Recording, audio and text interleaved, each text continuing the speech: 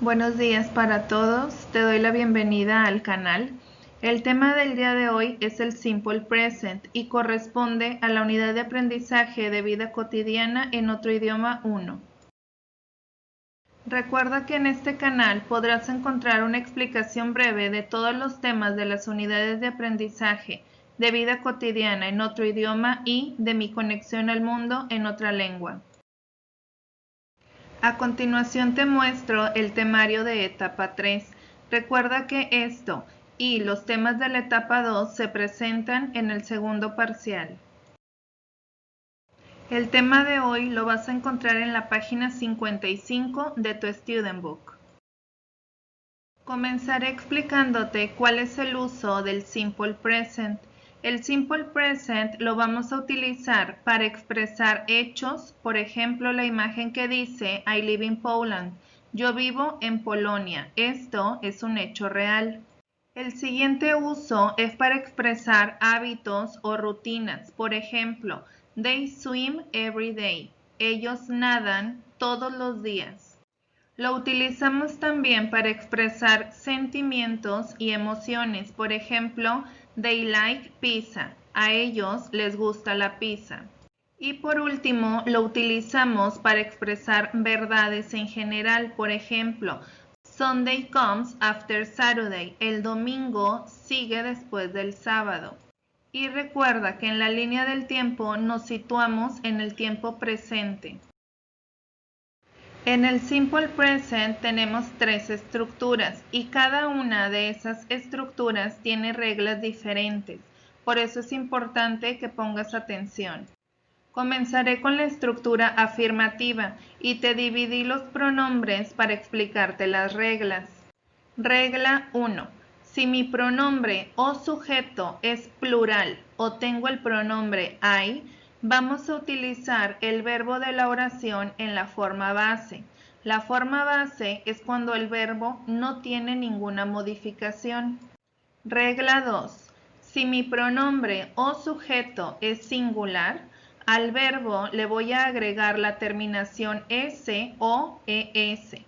Ahora, ¿cómo vas a saber cuándo poner la terminación s y cuándo la es?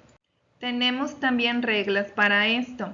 Si la terminación del verbo es x, doble s, o, sh o ch, entonces le voy a agregar la terminación es. Todas las demás terminaciones en consonantes o en vocal le voy a agregar la terminación s. Es importante que sepas también que si el verbo termina en consonante y luego la y, entonces esa y desaparecerá y le pondrás y latina y después la terminación es. Estas reglas que te acabo de mencionar solo serán utilizadas en la estructura afirmativa. Una vez que ya sabes las reglas de las oraciones afirmativas, vamos a ver la estructura. La estructura que debemos de seguir es primero el sujeto, después el verbo y por último el complemento. Y tenemos el ejemplo que dice I sleep late, yo duermo tarde. Como tengo el pronombre I, por eso mi verbo está en la forma base. El siguiente ejemplo dice they study hard. Ellos estudian arduo. Como tengo el pronombre they, que es plural, el verbo va en la forma base. El siguiente ejemplo que tengo dice Emma studies a lot. Emma estudia mucho.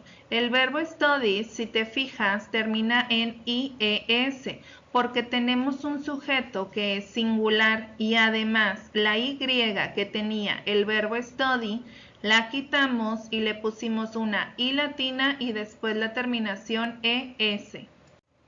Después tenemos my parents travel a lot. Mis padres viajan mucho. El verbo travel está en la forma base porque el sujeto my parents es plural. Por último tenemos the dog runs in the park. El perro corre en el parque. El verbo runs termina en s porque el sujeto que tenemos es dog y es singular. Recuerda entonces que si el sujeto es plural o tenemos el pronombre I, entonces nuestro verbo estará en la forma base. Y si mi sujeto es singular, entonces el verbo deberá de tener la terminación S o ES. Estas reglas son solamente para las oraciones afirmativas. Continuaremos con la estructura negativa y aquí ya no modificaremos el verbo. Todos los verbos que usaremos aquí estarán siempre en la forma base. Lo que cambiará son los auxiliares que utilizaremos. Los auxiliares son palabras que nos indican en qué tiempo gramatical está nuestra oración. Regla 1. Si mi sujeto o pronombre es plural o tengo el pronombre I, utilizaremos el auxiliar don't o do not para expresar negación. Regla 2. Si mi sujeto o pronombre es singular, utilizaremos el auxiliar doesn't o does not para expresar negación. Y recuerda, el verbo siempre va en la forma base en la estructura negativa. A continuación tenemos la estructura que comenzará con un sujeto. Después, dependiendo de ese sujeto, utilizaremos los auxiliares don't o doesn't. Lo puedes utilizar en la forma larga o en la contracción. Después, tenemos que utilizar el verbo en la forma base y terminar con un complemento. Tenemos el primer ejemplo que dice I don't speak German. Yo no hablo alemán. Utilizamos el auxiliar don't porque tenemos el pronombre I. Después tenemos you do not do the homework. Tú no haces la tarea. Utilizamos el auxiliar do not porque nuestro pronombre you está considerado como plural. Después tenemos Jack doesn't eat pizza. Jack no come pizza. Utilizamos doesn't porque Jack es un sujeto singular. El siguiente ejemplo es Sue and Louis don't travel a lot. Sue and Louis no viajan mucho. Utilizamos don't porque Sue and Louis es un sujeto plural porque estoy hablando de dos personas. Por último tenemos The cat doesn't live outside. El gato no vive afuera. Utilizamos doesn't porque mi sujeto, que es el gato, es singular. Recuerda que en esta estructura los verbos siempre van en la forma base y que para los auxiliares puedes utilizar la forma larga o la contracción, que es lo mismo. Don't es igual a do not y doesn't es igual a does not.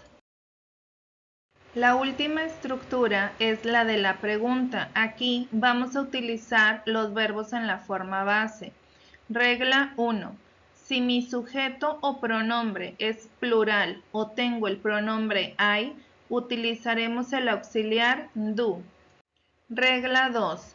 Si mi sujeto o pronombre es singular, entonces utilizaremos el auxiliar those.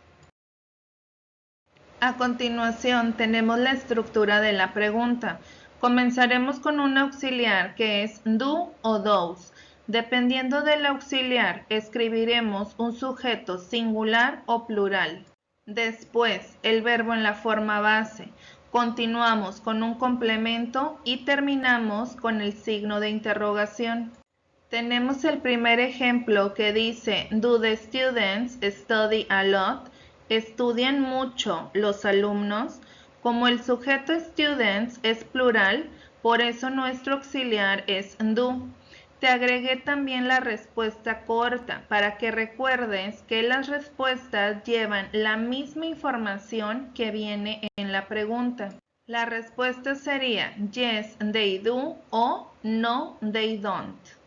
Después tenemos does Bárbara eat cake? ¿Come Bárbara pastel? Como Bárbara es el sujeto singular, la pregunta lleva el auxiliar does. Después tenemos does the elephant live in Africa? ¿Vive el elefante en África? Mi sujeto es singular porque es un solo elefante, por eso utilizamos el auxiliar does. Después tenemos do de elephants, live in Africa, viven los elefantes en África. El sujeto ahora es plural porque tenemos los elefantes, por eso utilizamos el auxiliar do. Recuerda que en esta estructura siempre vamos a utilizar los verbos en la forma base. En la pantalla te dejo el link de un ejercicio en línea que puedes realizar si así lo deseas para practicar este tiempo gramatical. El link lo encontrarás también en la descripción de este video. De tu libro contestarás las páginas 56, 57, ejercicio B, 122 y 123. A la plataforma de Microsoft Teams no subirás ninguna página, solo contéstalas en tu libro. Termina las evidencias de etapa 3. Recuerda que el video con la explicación la encuentras en este mismo canal.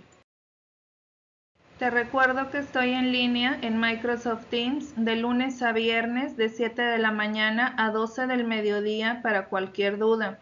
Toda pregunta escrita de lunes a jueves después de las 12 del mediodía se te contestará hasta el día siguiente. Y toda pregunta escrita en el muro los viernes después de las 12 del mediodía, escrita los sábados o los domingos, se te contestará hasta el día lunes.